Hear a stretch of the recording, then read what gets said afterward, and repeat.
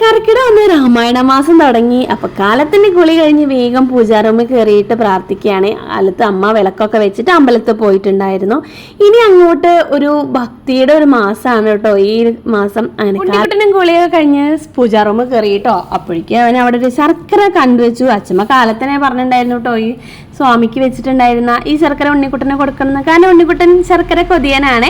അങ്ങനെ ഞങ്ങൾ കാലത്തുള്ള ചായ കുടിക്കാണ് കേട്ടോ. ഞാൻ നേരത്തെ ചായ കുടിക്കാൻ കേട്ടോ. ഇന്നത്തെ കുറച്ച് തിരക്ക് കാരണം ഇന്ന് ചായ കുടിക്കാൻ പറ്റില്ല. അപ്പം ഞാൻ ഏട്ടന് ചായ വയ്ക്കുമ്പോൾ അതിൻ്റെ ഒപ്പം എടുത്ത് കുടിക്കുകയാണ് ചെയ്തത്.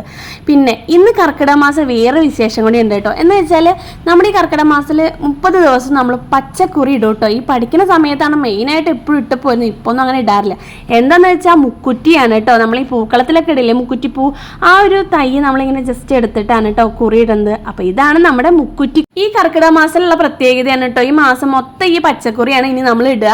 അപ്പോൾ അത് ഇനി കായയിൽ ഇങ്ങനെ ചാലിച്ചെടുക്കുകയാണ് കേട്ടോ ചെയ്യുന്നത്. ഇത്തിരി വെള്ളം കൊണ്ട് ഇങ്ങനെ ചാലിച്ചെടുക്കും.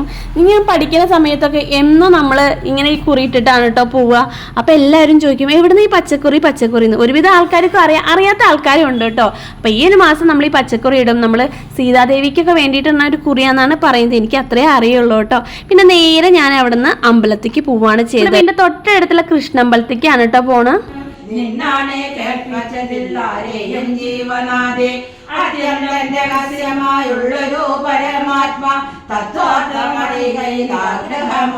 അമ്മയും വിജയന്റെയും കൂടിയാണ് കേട്ടോ രാമായണ അമ്പലത്തിൽ വായിക്കുന്നത്. ഞാൻ അമ്പലത്തിൽ തൊഴുത് പ്രസാദവും മേടിച്ചു കേട്ടോ. ഈ ഒരു കർക്കിടകത്തിന് ഭയങ്കര മഴയാണല്ലേ. ഇന്നിപ്പോ ഒരു ചെറിയൊരു വെയിലും ഉണ്ട് കേട്ടോ. അങ്ങനെ അമ്പലത്തിൽ തൊഴുത് ഞാൻ തിരിച്ച് ഡ്യൂട്ടിക്ക് പോവാണ്. അപ്പൊ എല്ലാവർക്കും ബൈ.